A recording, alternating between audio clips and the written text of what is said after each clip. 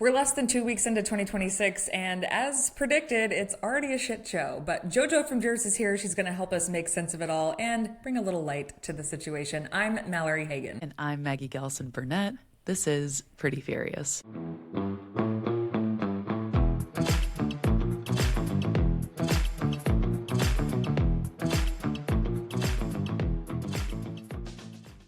Ding, ding, ding, ding, ding, ding. Collective sigh. Collective sigh. Deep breath. Deep breath. How was your break?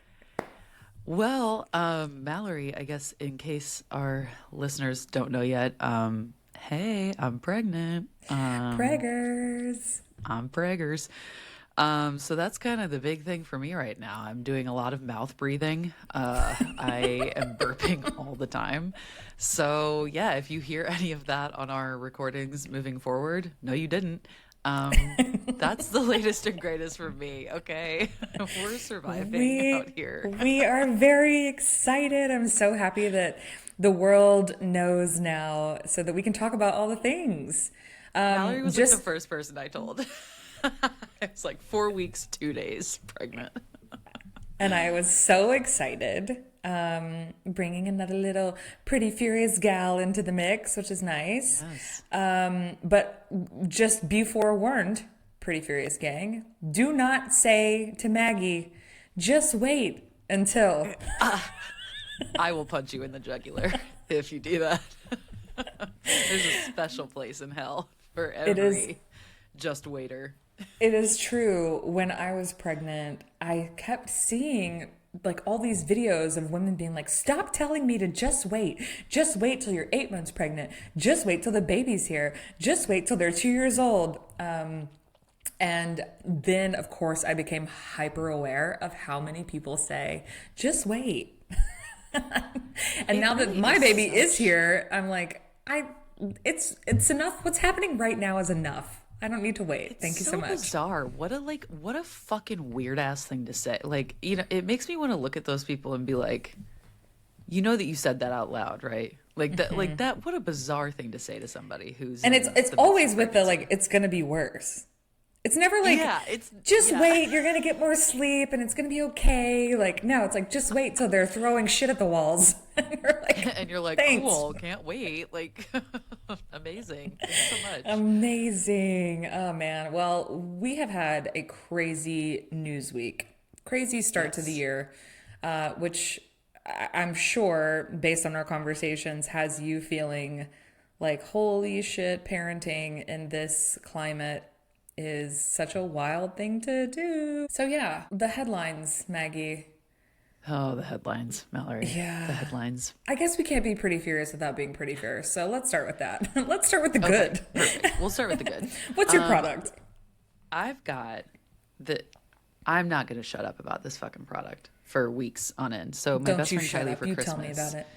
She got me this Josie Moran whipped argan oil body butter. Okay. So she went to Sephora and she asked the gal, she goes, listen, my friend's pregnant. What's like the best body butter I could get for her? I've used the Josie Moran brand before, but it's been many years. Like I got it once for Christmas, like maybe when I was like 17 from one of my aunts. So I want to just make it clear. I got this on December 19th and this is where we're at. We have used oh my God, a healthy amount of this jar. Yeah, it's insane. Are you okay? Why are you so dry? It's not even that I'm dry. It's that like, dude, the smell it just of this smells so good. It smells divine. I mean, oh my God, it's crack. And it's the Bohemian fig scent. And they have little like refillable things. Yeah, it smells divine. So that is my product. I won't shut up about it. Does it prevent any kind of like, you know, stretch marks are genetic, everybody. Does it prevent any of that? No fucking clue. Have no idea. It moisturizes the shit out of your skin though, and we love that. And it smells incredible, and it doesn't leave you feeling all like slithery and gross. So that's my product. I struggle. I really, being the Irish American that I am, should probably use a lot more lotion than I do. I don't like the feeling of lotion normally, or creams, or it's sensory, surely. Neurodivergent? Yeah, you are. Anyway, carrying I don't know. Well, one sensation I do like is my product. I went to Ulta here recently and found, I don't know what I was doing. I never just like peruse a Sephora or Ulta. I go in, I get what I need, and I get out. Otherwise, I've spent my life savings. Sure. And so I was perusing. But this I'm actually really excited that I found. So Peter Thomas Roth has a water drench ice facial cooling mist, and being that I'm up multiple times in a night, I've been waking up feeling like what happened to me, and this is like changing my life. It's got a hyaluronic acid, ice wake caffeine, so I wake up and I'm like, what's going on? And I just like spray this on my face, and it's got a minty like cooling. Oh my god, it's amazing, and it makes your skin tight. Oh, favorite. I feel like I am gonna love that for like a summer birth. You'd love it right now. Yeah, I guess. I don't know. Can you use it? I'm not a skincare person, so I didn't spend too much time focused on that while I was pregnant. But anyway, this thing right here, I actually don't know what it cost. I don't even remember. But whatever it is, I'll pay it. That's how I feel about this. I'll be using this for the next 5 years at minimum, given that I will have from baby to toddler to small human. So that is my product, and I'm obsessed with it. Okay, I'm going to be trying it. Yeah. Okay. Say less. All right. You've sold me. Okay.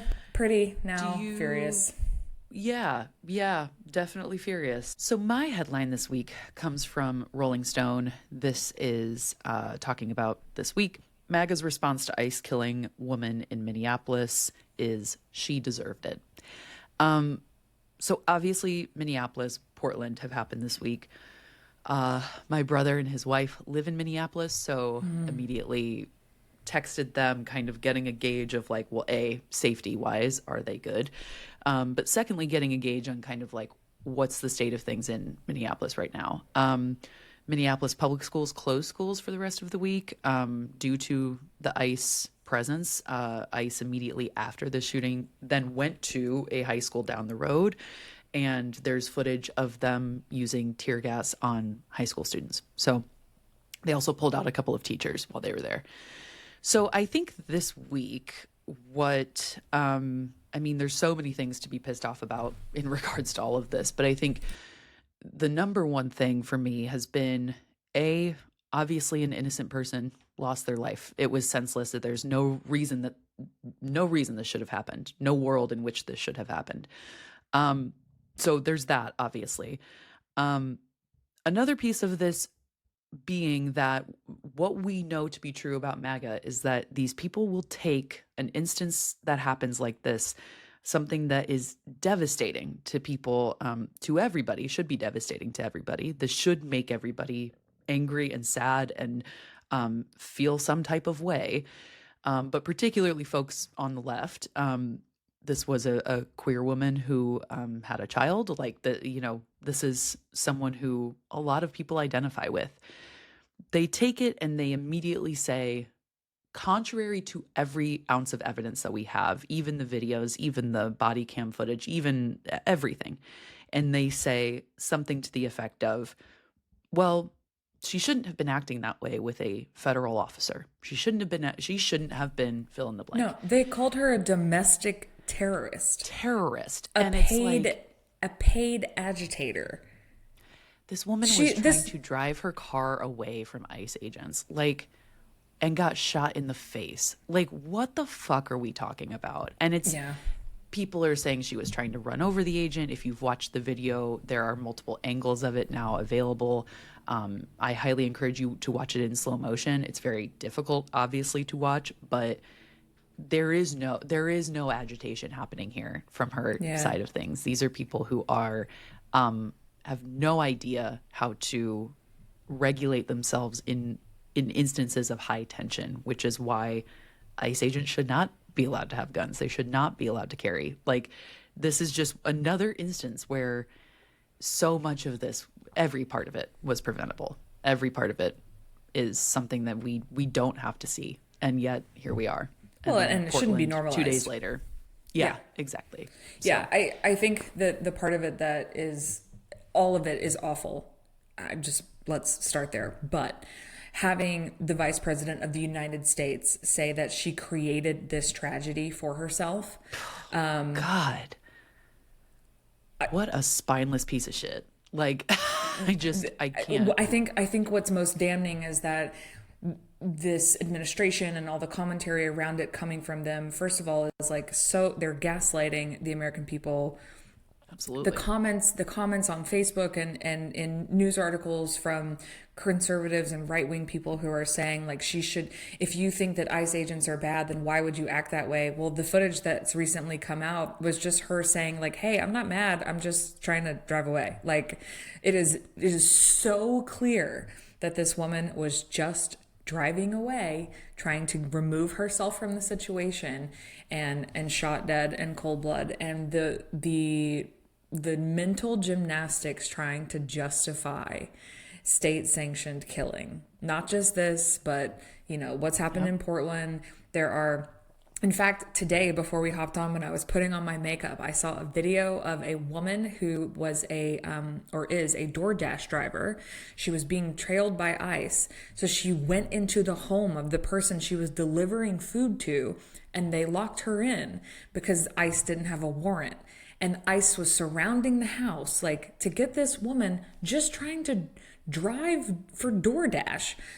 So just the normalization of this level of violence and fear that they're aiming to instill in Americans. And let's just be clear, it's not just people who are immigrants. These are American citizens. This woman who died was a white woman.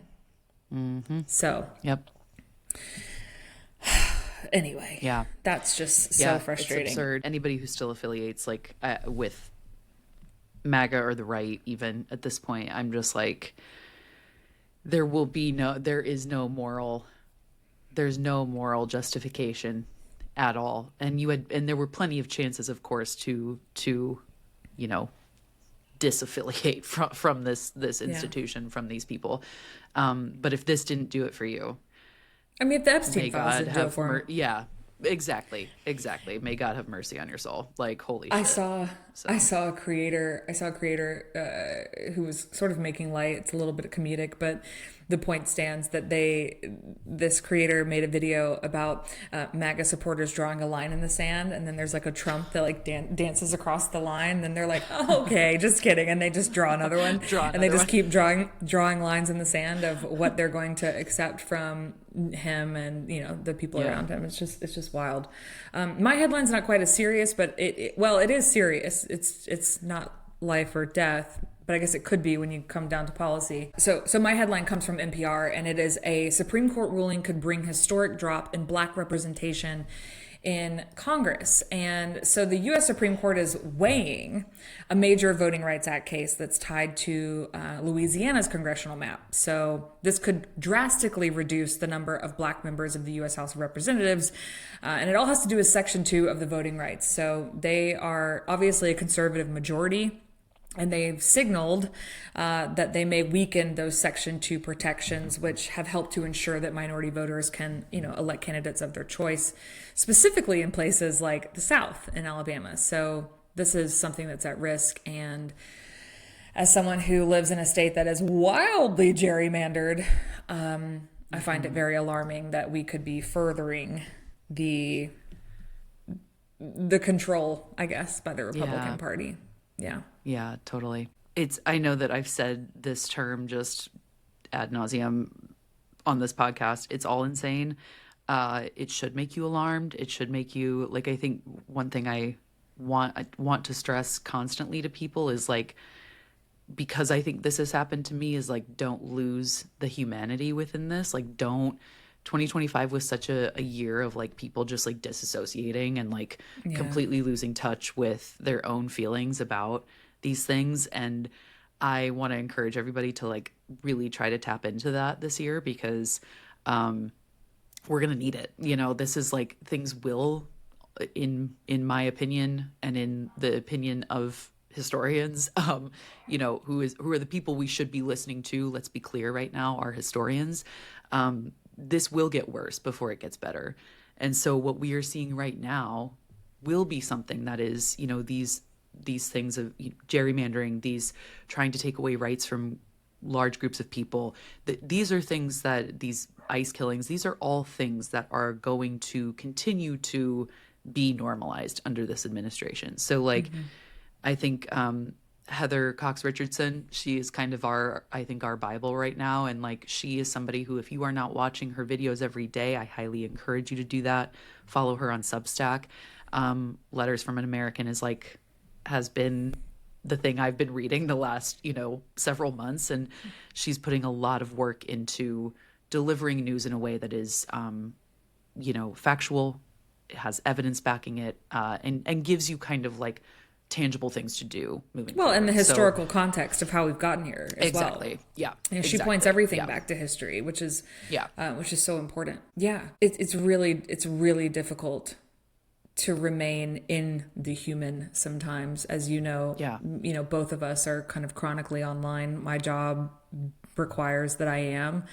So I find that some days I'm just like, oh, anyway, another headline, getting it posted, getting the things packaged, you know, and right. It is really important that we remember that we don't have to be here. This is not normal.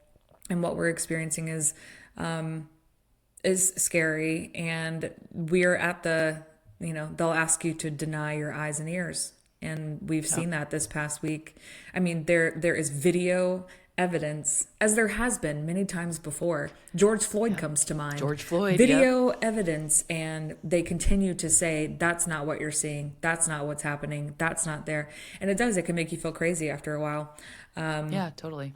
But, you know, we have a guest today who I think, while she is extremely outspoken and funny and profane sometimes, she has a real handle. She has a real handle on how serious it is that we are in this position as a nation and as a democracy. She's a mom. She is from New Jersey, and she's Lebanese American. I have gotten a chance to get to know her over this last year. She's created The Siren, which is a media network in order to uplift other creators online. She's got a podcast and a Substack that's called Are You Fucking Kidding Me? And I think that's just how we all feel about most things right now. So we're going to welcome in Joanne Carducci, otherwise known as JoJo from Jerz. All right, welcome in, Joe. We're so excited to have you here with your infamous, from our chats, Dunkin' Donuts. Oh, yes. Hi. Yeah, Dunkin'. I love Dunkin'. I can't tell you how many times in one of our chats you've been like, I'm almost there. I'm just in the line at Dunkin' Donuts. Yep. I guess I do love me some Dunkin', and I was almost late because the guy at this Dunkin', he wanted to be chatty, and I'm like, I don't have time to be chatty. Just give me my drink. He's like, why do you put white cheddar on your sandwich? I'm like, because it ups the game, because it's real cheese and changes everything. Yeah. And so, yes. Hi. We are wondering, is there a headline that has made you pretty furious this week? My God, I think all of us with what happened to Renee Nicole Good. I mean, I was just at therapy, full confession, and I unpacked a lot of this, but it's her murder. It's the gaslighting. It's the lying. It's don't believe your own eyes. It's the Orwellian propagandizing of an innocent 37-year-old mother's life being taken violently. And there's a new video out right now. I don't know if you've seen it. From they got the police officer. Oh, that fucker. Sorry if I can swear. The ICE officer's please phone. I don't know how they got his phone, but he calls her a bitch after he murders her.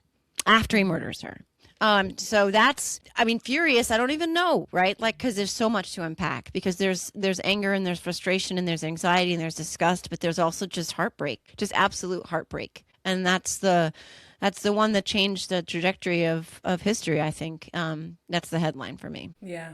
Let's hope it changes the trajectory. We've seen so many really egregious acts of violence coming out of this administration, from ICE, from Border Patrol. There was the other shooting this past week in Portland, Oregon. You know, we're being made to normalize violence and normalize state-sanctioned violence, and I think that's the part that, you know, I told you when I asked if you would come on that, of course, we want to talk about politics. That's how we always lead our podcast. But what we really wanted to get into the meat and potatoes with you about is being a parent. And I'm a bonus mom and a new mom to a newborn, and Maggie's getting ready to bring a little girl into the world. Yay. And God willing. Yeah, and we know that you've got, you know, Leo and Abby, and so just wanted to get started really with, like, how does this feel from a parental perspective, from being a mom? I'm going to try not to ugly cry because if you know me, right, Mallory, you know that I'm a crier. You are more than welcome to, by the way. But I only have paper towel. Oh, no, I have my Dunkin' napkins. Look at that. Always prepared. JoJo runs on Dunkin'. Hi, Dunkin', call me. I want one of the siren is looking for a partnership. Right, I want one of those tracksuits that they gave Ben Affleck and Matt Damon. That's all I want. That's all I want. My girlfriends and I literally think that we want the tracksuits, and they should do commercials with us. But in all seriousness, my kids are my why, and they have always been my why for all of this, because the original reason that I decided to even speak up or speak out regularly was because in 2016, I took my kids to vote with me like I always had. And before we went into the voting place, I started crying in the car. My son was 11. Wait, no, hold on. 7. They were 7 and 4. I started crying in the car before we went in. And I said, we're about to go make history. We're about to go vote for the woman who is going to be the first female president-elect. They didn't know what any of that meant. All they knew was mom was emotional in a happy way, and all they knew is they were going to get their Dove chocolates because that's what they get, which is weird because we make M&Ms in our town, but they hand out Dove chocolates. But so we went in, we cast our ballot. I cried some more. I put them to bed that night, and I told them that when they woke up in the morning, that I would be, I'd have all this incredible news that that right would have prevailed, right? That the good guy would have won, because I fundamentally believed that. And my son for sure understood superhero terminology. You know what I mean? He understood the Marvel universe, and that eventually, even if it doesn't always feel like that, the good guy does prevail at the end. And I was naive and foolish, I guess, enough, optimistic enough, trusting enough in our country to believe that I was going to wake them up with that news. And we all know how that happened and how that went. And so when my son woke up and found me in the bathroom crying on the floor with my, because I didn't sleep. Most of us probably didn't sleep. I tried to gather myself so that he didn't know, but it was impossible. And all he said, he just looked at me. I remember he's standing in the hallway, and he looked at me and he said, "How did this happen? You said the bad guy wouldn't win." And as a mom, I didn't have an answer from my son. Everything I had ever taught my kids to be, everything I had ever tried to instill in them, every single righteous, ideology, everything about inclusion and empathy and kindness and compassion and justice and treating people with dignity. It was as if someone just said, none of that is true to my children. And as a mom, right? Like nobody else gets to tell my kids that. I don't want them to grow up to be bad people. I don't want them to believe that you get rewarded for bad behavior. And I remember in that moment, I was on the bathroom floor. My son asked me a question I couldn't answer. And all I knew was that I needed to do whatever it took to make that wrong right. I didn't know what that looked like. I still don't know what it looks like. I just knew I had to do something, and I couldn't be silent. So when we got to 2020 and we got to Joe Biden winning, and it felt like we had righted that wrong. And I knew the fight wasn't over, but at least I could look at my children and say, we made a mistake and we corrected it. And that's what life is about. We make mistakes and we go back and we fix them. So to be back here now, it feels, I was just at therapy, like I said. And what I was trying to express to my therapist was it feels like I'm constantly chasing something I can't catch. And that something is justice, right? That something is righteousness. That something is fairness. and dignity and kindness and responsibility and accountability. And every time it's like, it feels like it's within our grasp, something else happens that tells us it's not. And as a mom, it all comes back down to that, because I want my kids both to inherit a world better than the one I did, but to build that world too, because they're good people, they're decent people, they're just people.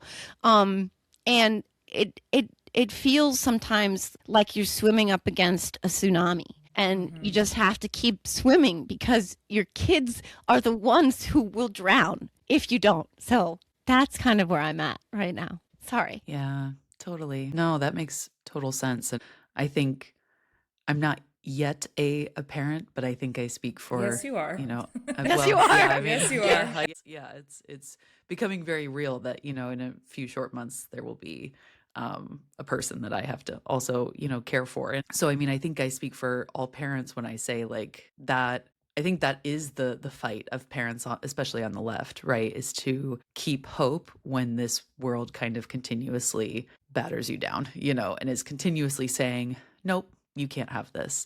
So how are you keeping the hope right now? How are you keeping that hope alive in your children too? Honestly, it's one day at a time, but you find those things that fill your cup, and you find those things that fill theirs. And, for us, it's Monopoly games, which can go on for days. Although last time I beat them in 2 days, because I got Boardwalk and Park Place within like 2 turns. So whatever. I don't play nice. I play to win. So whatever it is that fills your cup. But honestly, it is conversations. I swear that sounds so cheesy, but I come to this reconciliation about everything, that the antidote to all of this is connectedness to each other. Like, that's the thing. It's community, right? Like, it's one conversation at a time of somebody who says, I see you and you're not alone. That's it, right? Like, there's so much power in that, and that's why they want so much to take it away from us. That's why they try so hard to divide us and separate us and pit us against each other. I mean, we can't have 2 versions of the same video, right? Like, they need us to have these different realities, because they don't want us to ever come together. And ultimately, there are more things that bond us than divide. They don't want us to know that, but that's what gives me hope every single day. Like I know that people like you guys are out there, holding truth to power, having conversations, uplifting, democracy and justice. And when I see, marches like No Kings, and I'm surrounded by people who are not going to be quiet, that gives me hope. It's one small act of defiance and opposition at a time that exists and is embodied by everyday people, not necessarily from the leaders and the politicians and the lawmakers. It's the people that give me the most hope, because I think that we are so resilient, and I think that we are so strong and so fiercely independent. So honestly, fundamentally, not all people, but I still believe we are humane. There's a capacity for cruelty that I never expected, but I don't think that is the predominant feature of the American people. Whether that's naive or not, I don't know, and I don't care. I'm going to die on that hill, but it's this kind of thing that gives me hope. And so I'm never going to let go of that. I'm going to hold on to it with both hands for as long as I can. You said something about, when you decided to speak up and to speak out. And I'm wondering if you remember the very first time that you went viral or something of yours really exploded, and what that felt like. Yes. Oh, well, full disclosure also, I didn't know what Twitter was. I thought Twitter was where Kim Kardashian logged in her bowel movements. I swear to God, I was a Facebook girl, right? Like I'm like 900 years old. So I cut my teeth on Facebook. That's where you went. And so when my Facebook feed was full of Trumpers, because that's where I live, I was like, oh, this isn't going to work. And so I went to Twitter. I was like, okay, let's see how many bowel movements Kim Kardashian had today. And I didn't know what to do. So I just wanted to go tell Donald Trump he had old balls, right? Like, that's literally what I wanted to do. So my first couple of tweets were just going to Donald Trump's account. He would tweet something and being like, I'm sorry you have to see yourself naked. Honestly. swear to God. And then I was like, yes. And then I was like, I did it. And it felt really good and cathartic. And then little by little, I started finding accounts. Again, it's this idea of feeling seen, right? Like when you feel alone, they really can do anything. But when you feel like you're part of something and that there are others out there that are like you feel like, oh, I got a crew now. And I found accounts that just like, I don't know, they resonated with me, and it made me feel empowered and emboldened. And every single day, it made me feel a little bit more, in my own voice. And like, full disclosure, this is a whole nother topic for probably a different podcast, but I was coming out of, I was in the midst of at that time, an abusive marriage that needed to end, or I was going to end. And I lost myself in that process, and I was suicidal and all the things. Again, longer story for a longer day, but I thought I was over. And this whole process actually, in the strangest way, helped me find my voice again, and my autonomy, and who I was, because I started to come back online with this righteous indignation and this fury and this determination to right this wrong. And eventually the empowerment that I got from a community that made me feel seen and part of something gave me the strength to leave an abusive marriage, which I can attribute to Donald Trump's awfulness in the most effed up way, right? Like, Donald Trump's awfulness saved my life, because he made me feel like I had something. My children were obviously something that I needed to fight for, but against. He gave me a bully to fight against, and that gave me strength. And so anyway, long answer, sorry, to your question. The first time that I ever went viral was, of course, a response to Donald Trump. I don't know if you guys remember this, but during the first season of this shit show, he gave a speech about 9/11, and he said during that speech that he was at ground zero removing rubble, and that he was in the dirt removing rubble. And I lived in New York City. My ex-husband worked at Windows on the World. My roommate worked at Windows on the World. I knew many people who perished that day. I remember hearing him brag about his building being the tallest in Lower Manhattan that day. And it lit a fire under my ass that I have never, ever felt before, because I was like, how dare you? How dare you? I used to live near a firehouse in Lower Manhattan, right near Christopher Street. And every single fireman from that firehouse died that day. Every single one died. And for that coward to stand there and say that he was in the rubble, clearing rubble, when I knew that wasn't true, I was just so angry. I wanted to scream. So I was sitting down on the couch across from my son, who was older at that time, maybe 9 probably, and very dialed in. And I was like, I'm so mad. He didn't do this thing. And I just want to scream. And he's like, well, why don't you make a joke out of it? Maybe that'll make it better, Mom. Maybe that'll make you feel better. Say something funny. And I was like, huh. Well, that's really good advice, because do you guys remember Sharpiegate, where they started creating all these memes where they were drawing like Sharpie Donald Trump taller than Barack Obama, and like Sharpieing him on like battlefields, and they were Sharpieing him in space, and because the whole hurricane map thing with the Sharpie had just happened. So there were all these people who had all these memes at the ready making fun of him. And so I decided to kind of tap into that. And I was like, little known fact, Donald Trump was the first person to circumnavigate the globe solo. Did you guys know that? It's part of lost Trump history.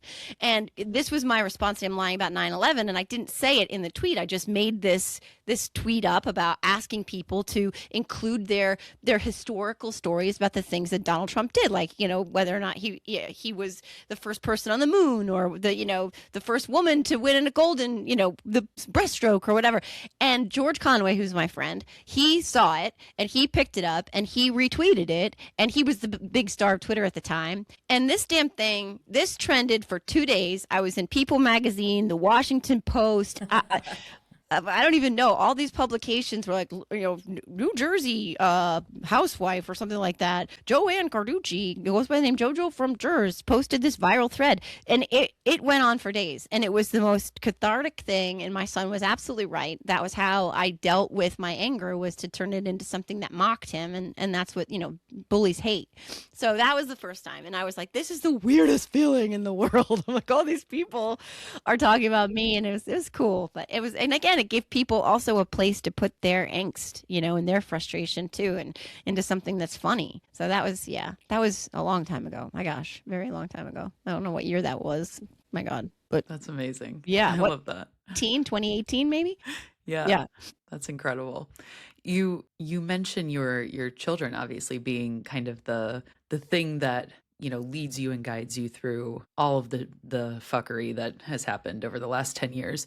So I have to ask, what is it like to have teenagers in this world today and kind of experiencing all of this with them in real time and all of these things that are happening? Like, I imagine that's a lot to not only explain to them and like have to teach them about, but I'm just curious, with everything that is going on globally, but specifically here, what is that like to have teenagers? It's very interesting because I have a boy and a girl. My son is 16 and Abby's almost 13, and they're very different people, right? Abby, I call her my hurricane. She is just full of fire and passion, just to spit off my tongue. She is literally a mini me, which my dad, rest in peace, would say, "That's what you deserve, Joanne. You got what you deserve." She is just all fire, and my son is much more of a first child, but also he's the scales Libra, right? That's the scales. Mm-hmm. Yeah, very balanced, and he likes to keep things closer to the vest.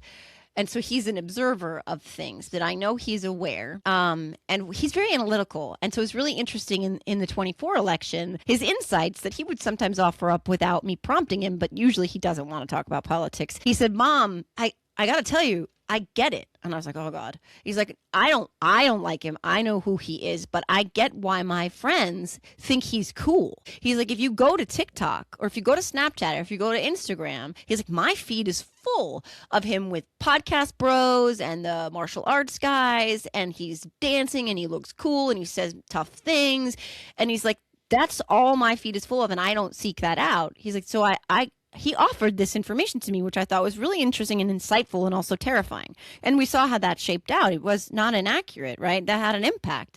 And every now and then he'll talk to me. He had a teacher last year in history, I won't name him, who made his politics very clear and not. But like, just name him, I don't know if I can. I'll just say it's okay. His last name is it's a type of beer. That's all I'll say. And I called the school several times, and the school dealt with it actually incredibly well, and it was rectified. But that guy made no secret of his politics. He would infuse Trump's name into every lesson. It was like, let's talk about Mesopotamia. And Donald Trump, by the way, is a great businessman. And I'm like, what the heck? But Leo would tell me about that stuff. And then he would get mad when I would say, "I'm going to call the school." He said, "Please don't call, please don't." But I did, and whatever. So he keeps it closer to the vest. But I know he's observing all of this. And he's particularly tuned into how this is influencing his friends, because like the COVID vaccine denial, or the COVID denial, was a big one with his baseball peers, which is also interesting. So he sees a lot of that manosphere stuff. Abby, on the other hand, Abby's very loud about her opinions, and increasingly We so. love a loud queen. Oh my God. I'm like, oh Lord, buckle up, friends. I hope she's a benevolent ruler. That is all I will say. She has very, very strong responses to, she sees it on her feed. She sees it impacting me. She was really upset about, I'm just going to try and say this delicately. She was upset about how they whitewashed Charlie Kirk's legacy. She knew who he was. She knew the things he said. And then she didn't understand. She didn't cheer for his death. I certainly didn't model that either. And I will never, ever advocate for that, for any violence of any kind. She was very sad and I think traumatized by the things that she saw. But what she really was outraged by was like, why did they create a new person? Like, why are they turning him into a saint? Why are our beloved Yankees having a memorial for him? She was very loud about that. For a podcaster. Right. A white Christian nationalist podcaster. Who trafficked in really terrible things and inspired a lot of hate and did a lot of damage to a lot of young people in this country, and then they continue to do that. And specifically the things he espoused and proclaimed that women were meant for and should do. Right. So I can imagine as a young person and a young woman seeing that and going, "Now wait a minute." Right. Yeah. And Smart girl. And well, Smart Abby, girl indeed. She's so smart, my God. But We'll what's have her on interesting, the podcast next. you should. Oh Lord, buckle up. Oh my God, make her bring all her good lip stuff. But it's interesting too, because what I realized is that without even meaning to, what I've modeled for her from when she was very young. So my marriage ended in 2019, and it's 2025. She was, oh my God, I can't do math, but she's almost 13, so I don't know what the math is. What's the 2025 minus 29? 6 years, right? So she was really only like 7. Sorry, if you know this, you know. If you know, you know. Right. I can't. It's. I can't wait till that goes away. But so most of her like cognizant adolescence has been spent watching me be a single mom, and she has more core memories of that than she does of me being married to her dad. And when we first separated, I had nothing, and I couldn't even afford to pay for a donut. You know, there was always, no, I can't. No, we can't. I'm sorry, we can't. Let's go to the farm and feed the pigs, or let's go for a walk in the woods. Like, those are all good things, but I couldn't afford to do anything. I was going to lose the house. They put the house up for sale. It was a whole thing. And then she watched her mom decide, like, no, that's not going to work, and be autonomous and independent. And like, I've modeled that for her even by accident. So I'm not at all really surprised that she's ended up being this, like, powerful little hurricane that's going to rule the world one day. But she's awesome. And they're very aware, like teenagers, even the kids who say they don't pay attention, this stuff, it impacts them, especially that manosphere stuff, especially the boys. Oh my God. They love the Tate guy.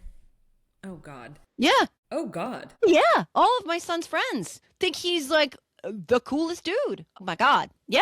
I know. Terrifying. That is terrifying. I kind of want to ask about the potential of them getting red pilled, but I am more curious. I think, you say they're watching this and observing you, and you have built this online empire based on you and your persona and your jokes. But you also, you receive an insane amount of hate. Like, I have seen some things in this world, and your replies on your Twitter feed are up there. And it's not funny. I think for those of us who live in this world, like, who are online constantly, who have been sharing our opinions for a long time, we're used to it. And so you just kind of like, whatever, those people. But you have 2 children and teenagers who also see those things. What does that feel like? What are those conversations like? How does that feel for them? That's another thing too that we've had to navigate together. Where in the beginning, like, scared them. I would try and insulate them and shield them as much as possible. Like, in the beginning, they didn't look at any of my stuff, and I don't think that they do it very much now. Abby wants to see if her friends follow me. So weird, and their parents and stuff. It's like a girl thing. I don't, it's a tween thing. But we had to navigate. She's trying to suss out who's who. I know. Well, that's true too. And one of her friend's parents came up to the house on Halloween, and they're like, "We love your Twitter." I'm like, "Thank you for clarifying that. I just need to know if you're on, the good guy side or not." But in the beginning, for all of us, it was terrifying, right? Like, I was like, "Oh my God!" Like, I got death threats. Often I had the person send me pictures of our house and call me and say they were on the way to my house after sending me. I didn't tell my kids that. They don't know that. They will not see this, but that they didn't like anytime they did see the hate that I got. But again, they've been shielded from it largely. But we had to navigate it together, where we all had to come to a collective understanding that they say things online. You know what I mean? That people say things from the safety of behind a screen, and that I am going to do everything in my power to protect all of us and make my house, a fortress, etc. The local police officers know who I am and what I do, and they know about the threats, etc. I've called the FBI, and in the past, when the FBI wasn't run by the guy who looks like he's smelling his farts all day long. But we've navigated that together, and it's still one of those things we don't often talk about. But I don't let any of that stuff bother me. I had an epiphany one day where I was like, "Oh my God, like, let me just hold on a minute." Like, I had an abusive mother, left when I was 4. I've lost both my dad, and then my mother eventually died. I've been in an abusive marriage that I've come out of. I've been poor and destitute and really without anything and any prospects, and come out of it. And I was like, you know what? The last thing I'm going to do is let some dude in his mom's basement next to a bottle of Lubriderm, like, scare me me out of saying what I need to say. Like that's what they want. And so every now and then I like to punch them in the nose, and just makes me feel good when they spell "you're" wrong, like, or something, and then I'll just correct them. But I don't let it bother me anymore. I don't let them bother me when their physical attacks on my looks. And it's like, dude, you're here. You need to come and tell me that I'm ugly. So who's winning here, right? Like, my favorite thing is that they have a new crusade to not reply to people like me because it gives us engagement, and then the algorithm promotes us. And so they go into my replies and tell people not to reply. And I'm like, are we doing the math on this? We're not dealing with the brightest math crayons. ain't math in there.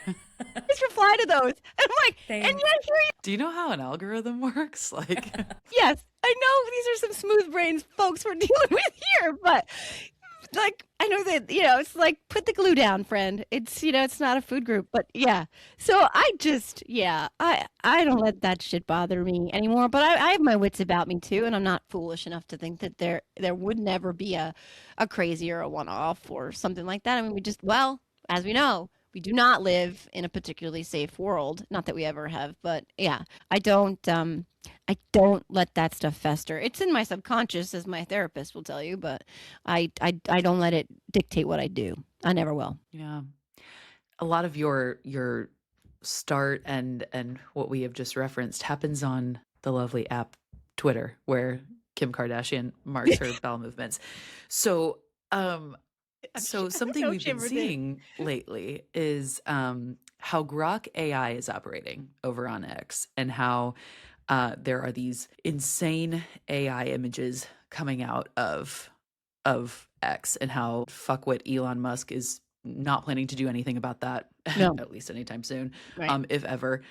And so I'm curious to know if that, like, if things like that show up for you in your feed, like how you think that impacts these people online who feel like they have so much power by, like, being a keyboard warrior, and if you worry about that at all as it relates to your kids, or, like, I'm just curious about your thoughts on sort of like this AI presence that's now seeping its way into our social media platforms that, are already kind of like a cesspool of fuckery to begin with. So yeah. It's so weird. It's so bizarre. I mean, usually, like, you can tell because 9 times out of 10 they make me make out with Trump, which is just so, again, telling on themselves. It's so weird. They've taken my pictures in the Oval Office with Joe Biden and swapped Joe Biden out for Donald Trump, and then they take my clothes off and, like, make me make out with Trump. It's like, guys, again, please just get a grip, right? It's these are not well-adjusted people we're talking about. I wish that we had some guardrails on all of this. I obviously, on social media platforms, we don't. But what I've seen so far is that their usage of it is comical and, beyond parody. That is a slippery slope, obviously, because they've created mythology about me that's become canon now, where, I don't know if you guys know this, but I'm a meth addict who is legally barred from even seeing my children, which is hysterical to me. But they even have a fake mugshot. Like, if you Googled, like, JoJo from Jerz mugshot, it's very sad. It's very tragic, actually. In the beginning, I used to push back because I was like, I have my kids all the time. I'm the full-time parent. What they did was, it's very sad. They took a woman's photograph. They were chronicling meth addicts. And so what they did was they took their first mugshot and then their 4th or 5th mugshot, and to show the degradation in their faces and their, everything. And so there's one woman, I don't know her name, actually, they were doing that with, and they took her last picture before she passed away and superimposed my eyes into her face. And that's what they've created as my mugshot. And an entire mythology has been crafted around that, where if you go into my replies, I'd say 10% of every reply is like, that's why you can't see your kids, that's why you're a drug addict, that's why they actually truly matter. Truth be damned, you know what I mean? They'll also tell you that I am 500 pounds, and they'll put pictures of those everywhere. Not that when after I had my kids, I was 238, so whatever, but they'll post pictures of me as this very grossly obese person, which is whatever, I don't care, but that is accepted as canon as well. So all of the things that you see on all the things I put out there are AI. They think I'm doing AI and filters and all that stuff.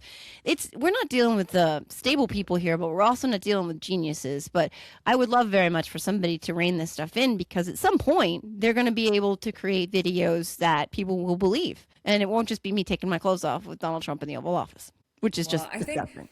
I think we've already seen the pathway toward that, right? Yeah. Like, there's so much that this administration puts out that is riddled with AI. And in fact, we had Dr. Jess on to talk about how AI and social media, how this administration is using it to project strength, the way that they create images for Donald Trump and the other people in the administration. But talking about like the fact that they are doing things to you and saying things about you that are twisting reality, creating new stories. I mean, that's the entirety of what this administration has been able to do over the course of the last decade, really. So Trump and everyone around him has just created alternate realities over and over and over again, to the point that the average American who's not dialed in truly may not know what to believe anymore. And one of the things that we have talked about ad nauseum on the left or with Democrats is this need to create a better messaging structure, messaging platforms for the truth, right? For our side, for people to better understand what progressive and left-leaning people and the Democrats aim to do and how they will impact their lives. And so you started here recently. I mean, you've had Are You Fucking Kidding Me? You have your Substack, you've got your Sane-ish podcast, and now you've got the Siren Network. Tell us and everyone a little bit about how you've brought all of these messaging things together to sort of combat some of the right-wing nonsense that's infiltrating our kids' phones. It's so disproportionate and unbalanced. I mean, I've seen graphics, I've shared graphics where they have spheres, and blue spheres are left leaning and progressive, and red spheres are right leaning and MAGA, etc. And it's like there's all these red spheres and that are massive. There's Joe Rogan and Ben Shapiro and then Charlie Kirk and all, and then there's tiny little blue dots, like Midas Touch is like a little blue dot, and Midas Touch in our little corner of the world is rather big, and I'm like not even a tiny dot. And that is a big problem, right? That has an impact, especially as more and more Americans look to new media to get their news and information. There's a double-sided sword here, because you have to have responsible people giving out the information, and we've seen, bad actors on both sides of that equation. But when I was this Siren idea came to me in August of 24, because I was like, hearing from things from my son about the Donald Trump videos that he was seeing, and I was like, that's a problem. Where's the counter messaging? But also I was looking at whether or not we were going on offense and whether or not that was breaking through, because that weird thing, what Tim Walz was doing when he was calling them weird, that pierced the bubble. And I was like, that's the way, right? Like, that's how you can get through the non-political bubble. And of course someone decided not to do that anymore. But I was getting really frustrated because it seemed like the powers that be on the Democratic side were doing all the status quo stuff, like, let's do a hashtag, let's get it trending as a hashtag. And I'm like, who do you think? Oh my God, if I could tell you how much money was spent, my God, hundreds of millions of dollars went into the hands of consultants to push hashtags. And what does that change? Nothing. You're literally talking to this same people, and it moves the needle not at all. And I was like, we need more people. We don't need more hashtags. We don't need more trending topics. We need more bodies. We need more diverse faces, perspectives, ideologies. We need to hit those corners of the universe that this same consultancy class is like, those are low information voters. We'll never get them. Or they checked out. No, they just don't feel seen. And you're not making them feel seen with a hashtag. Like, you're talking to the same people. And so I was getting really frustrated, and I was getting angry, and then I realized well, if it doesn't exist, build it. You know, like it doesn't exist. This infrastructure doesn't exist. Someone needs to make it exist, and why not me? You know, so I looked around at my friends in the space, and a lot of my female friends that were not getting the interviews. They weren't getting the access. They weren't getting the airtime. They weren't getting the retweets, and it wasn't anything they were doing wrong. It was the powers that be decided. Some guy in an office was making millions of dollars deciding, oh no, let's give that interview to the same 4 white guys. Oh no, let's hear from the same. Which white guys would you be referencing? I know. One thing I'm very careful about is to keep my powder dry publicly. You know that, like, you know what I mean? Like, keep your friends close. You know, I know how to play that game. I've learned now how to play that game so that. Plus, I don't like circular firing squads. I just don't see the utility in it. I will vent all day long in a DM room.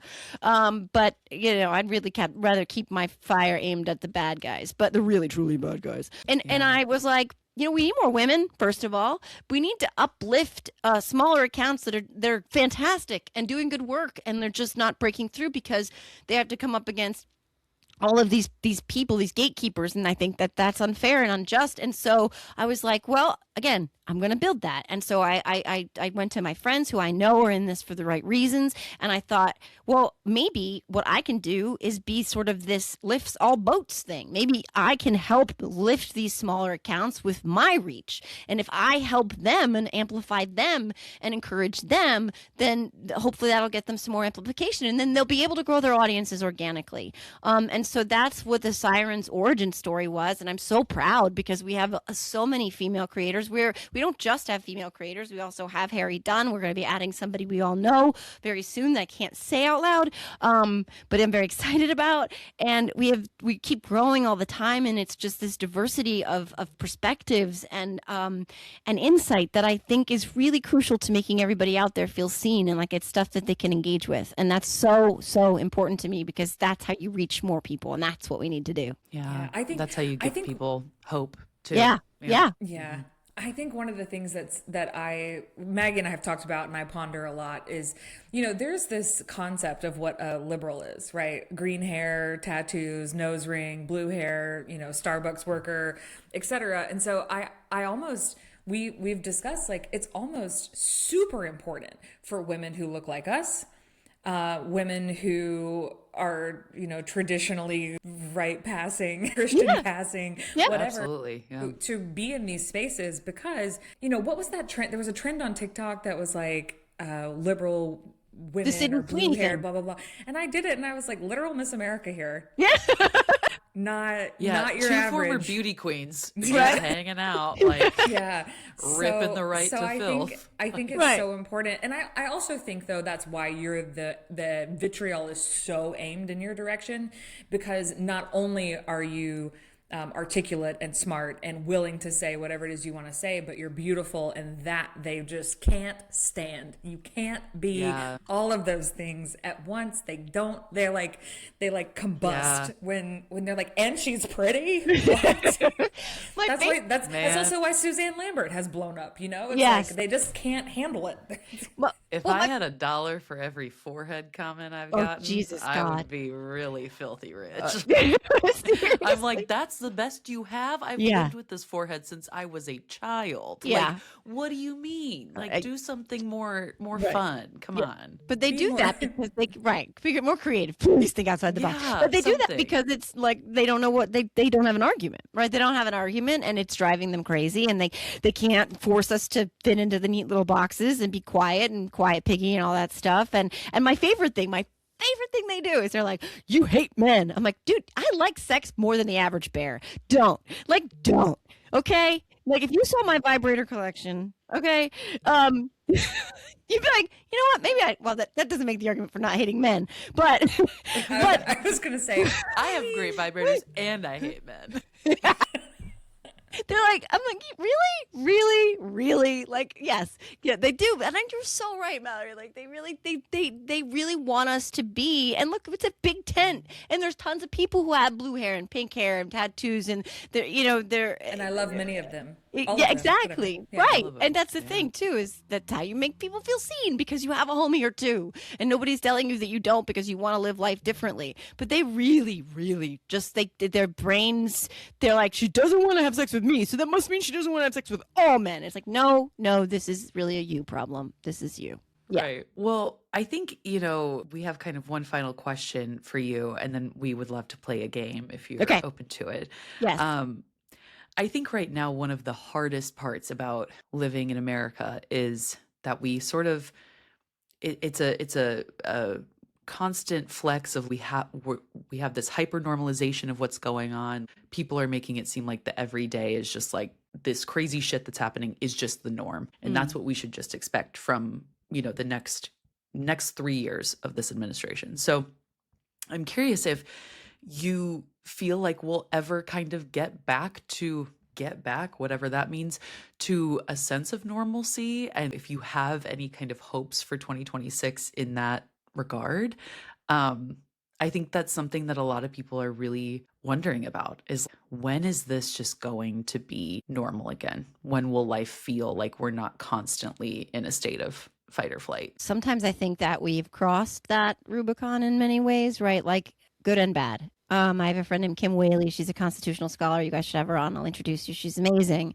And she and I talk about sometimes like things were moving in such a direction that it was eventually going to teeter off the edge of a cliff anyway, right? Like we weren't, in many ways, we're moving more towards more justice, et cetera, but in many ways we weren't. And it was becoming so systemic and institutionalized and just the way things were, that something needed to come in and change and shake it up, right? And so that idea of like normal needed to sort of be, I don't want to say shattered because that sounds destructive, but it's kind of where we are, right? And I think of this it's going to sound so whatever, but there's this Asian pottery thing called Kintsugi. I don't know if you guys know what this is. Okay, so you know what I'm Is this talking the gold thing where you fill it in with the gold bits? Yeah, Right. I love that. So Kintsugi they take the shattered pieces of a piece of pottery, and then they bind them back together into a new shape and a new form with gold or with another metal or with something strong and binding, and it ends up being a more beautiful thing from all of these fractured pieces, and often a stronger thing, right? And I don't want to look at what's happening to our country right now as an opportunity because it's very dark and it's very scary, and there's so much pain and suffering that it breaks your heart every day. I don't want to think of that as an opportunity, but we're here. We're in the midst of it. And so what we choose to do out of this moment, I think should be that we take those fractured pieces and we bind them back together with something stronger so that it's a new shape of our choosing and our making that we do together. And I don't think that's going to be the normal we all know or knew, because we can't really reconcile some of the things that are happening right now in any rational way. These are scars now. This is trauma. And we have to heal that and then rebuild. So that's what I think is our future. And I think, again, what that brings me back to is something that I was saying earlier, is that the only way to do that truly is for us to do it together, as a community, as humanity, is for us to remember the things that we do have in common, the things that we are aligned on, and then to rebuild something that is more fair, more just, more inclusive, more sustainable, to be honest. So that's kind of my long-winded answer to that question. Oh, it's a beautiful that. answer. That's beautiful. I love it too. Yeah. So thank you for all the work that you're doing. We are going to play a game, but I must let people know that I was introduced to you about a year ago, actually, right around this time, and we were all feeling so much despair from the election. So many of us were going, what is this all for? Like, the work that we've done feels for naught. How can people be so cruel? How can people choose this? And really, really feeling alone. And just being in your orbit this past year has been wonderful. And I think the thing that I want people to take away knowing about you is that you are when you say a rising tide lifts all boats, you have maybe to your own detriment at times, I don't know. You've made yourself so available to other people and lifting up other creators and really just being very supportive. You're such a girl's girl, a woman's woman. And I just think that that's really hard to find, especially in this space where it feels like so many people are trying so hard to compete with one another, even though all of us out there saying the same thing with large followings is actually the most helpful thing that we can do right now. Yeah. So thank you for all the work that you've done. I know You that made me cry. I know that you have worked so hard, and I just want you to know that there are many of us who see it. Well, now you're gonna make me cry. Thank you. Don't cry. Don't cry. Now we're gonna play a game. And you will not cry during, maybe from laughing, hopefully. Okay. So the game, Joe, is called Fury or Fun. Okay. And does this make you furious or do you think it's fun? And the first one is, this is hilarious because I don't know exactly how to say his name, but I know you're a huge Yankees fan. And so I was looking up like who's getting traded, who's coming to the Yankees. And apparently Bichette? I think it's Bichette. Bichette. He's on his way potentially to the Yankees. And I was just curious if you thought that was fun or does that make you furious? He's kind of hot, so I'm okay with it. I go to so many games. Please give me some eye candy. My God, please. I will take it. Okay, put him in pinstripes and let me look at his butt. I'm all right with that. So there's My that. only that is my husband's a huge baseball fan, and I frankly could be fucked either way. Like, I don't really care. I grew up a Cubs fan, but like my grandma was a huge Cubs fan, but like whatever. I find it incredibly boring, and so, but I will tell you the best part about hitting up a baseball game is the pants. butt. Those Oh, the pants pants. are great. I love. Meanwhile, those I'm like, pants. the beer and the hot dogs? Perfect. Mallory's like, fuck men. Yeah. I'm not even watching. I'm over here on my phone enjoying a hot dog. Yeah. Put me behind that left fielder. I'm okay with that. Somebody somewhere is going to make some terrible joke about me talking about hot dogs. 100%. That yeah, gif just of all like, the hot dogs falling. yeah. Yeah. Yeah. Okay, next one on our list. Fury or Fun, Return of the Side Part. I'm a side part queen. My God, I will die I was with gonna a side say, part. You have to. Side part, skinny jeans, and fake blonde. I will. You guys will. When, oh God willing, I live a long life, a very long life. I'm 51. I will side part till I die. I can't rock a middle part anyway because I have a calic, and so it just doesn't. Like, it just I love that doesn't. you're trying to do a middle part and you're still not even anywhere near the middle of your face. My hair just doesn't. It like doesn't. I Doesn't do cannot. it. No, my daughter It's is like, a I'm center good part here. girl, and she's always like, "Mom, you should rock a center part." I'm like, look, I cannot. No, I'm a side part till I die.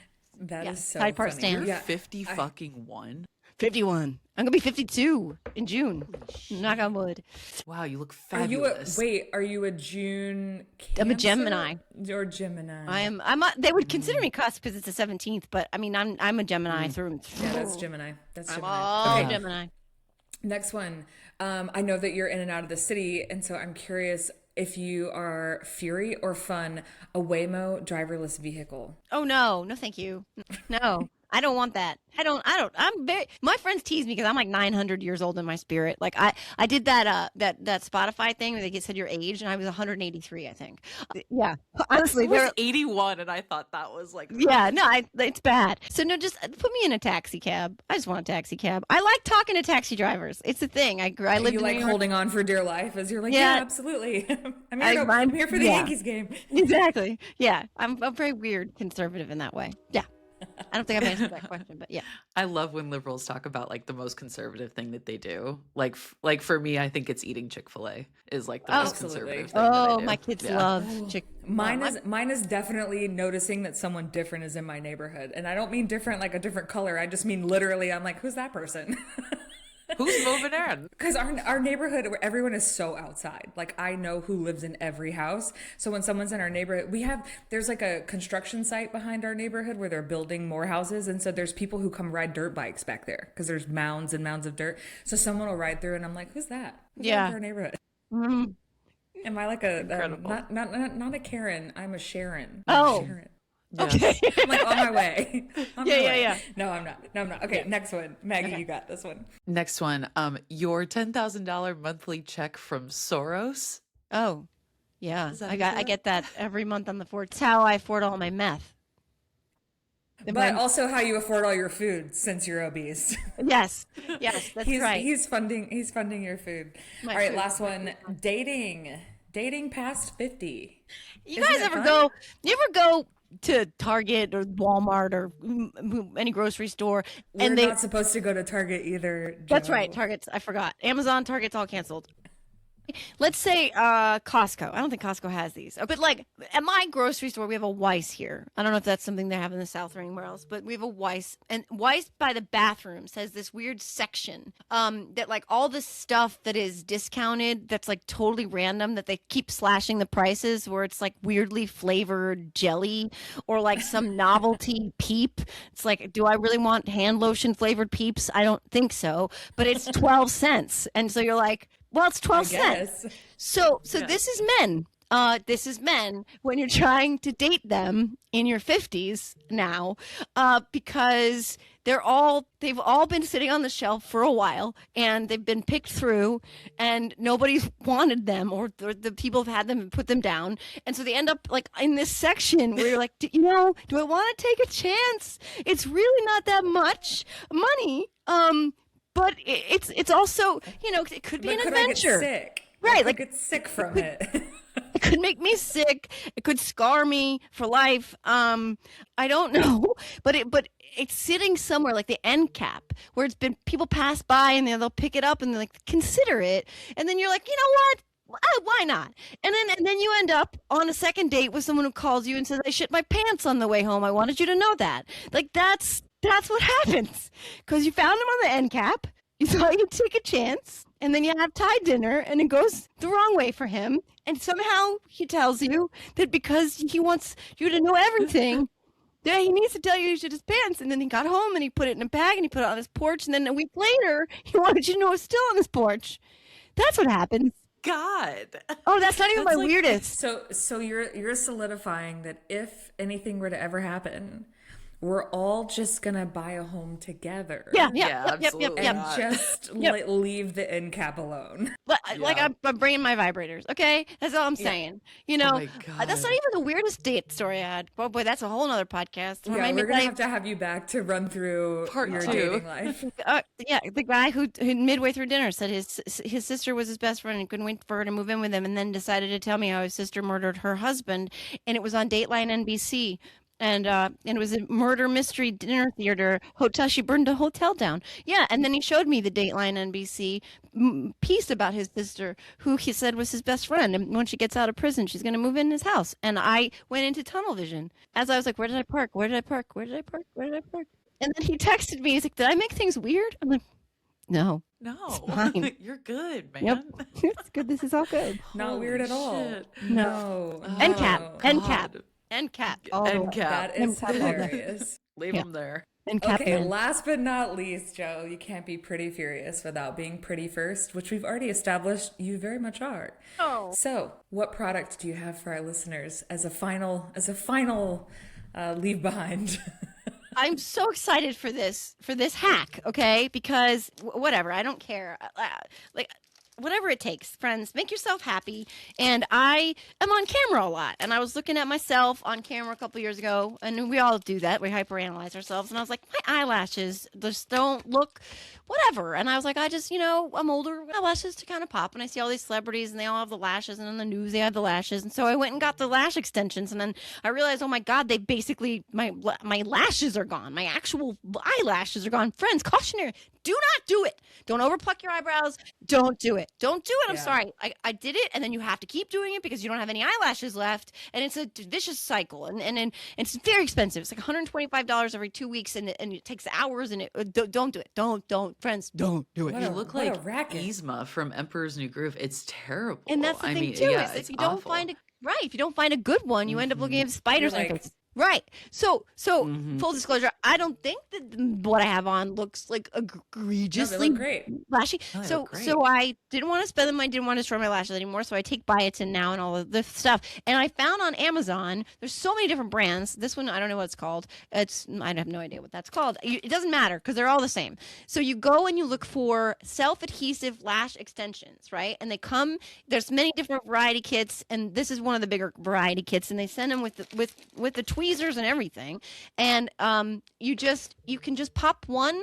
They have all different lengths. You can pop one on the corner and fuse it in with your mascara or whatever, and it just gives you that little extra a punch or poof or whatever you want to call it.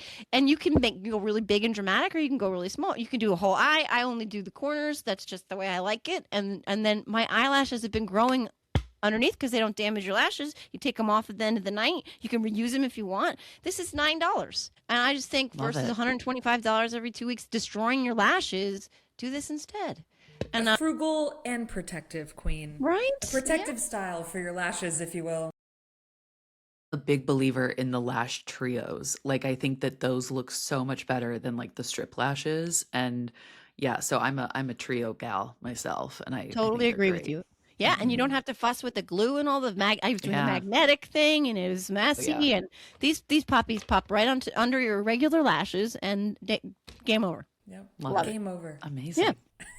That's my tip. Phenomenal. Yeah, feel free to contact me and brand list name things. As you're like, I don't know what this brand is. I can't say this. I don't know. They're all the same. They're all the same. Yeah. Right. Nothing like an endorsement, like saying they're all the same. They're all the same. This one's not special at all. It's not special at all. It's as good as the rest of them, and probably a little more expensive. So I'm just kidding. It's not. I love it. Joe, thanks so much for joining us. This has been super fun. Thank you so much. It is tough to be a woman in the world right now. Everything feels dark and heavy. And you know what? Sometimes it's okay to just be pretty furious. I 100% agree with you. This was so much fun. Thank you guys so much for having me on. Thanks for being here.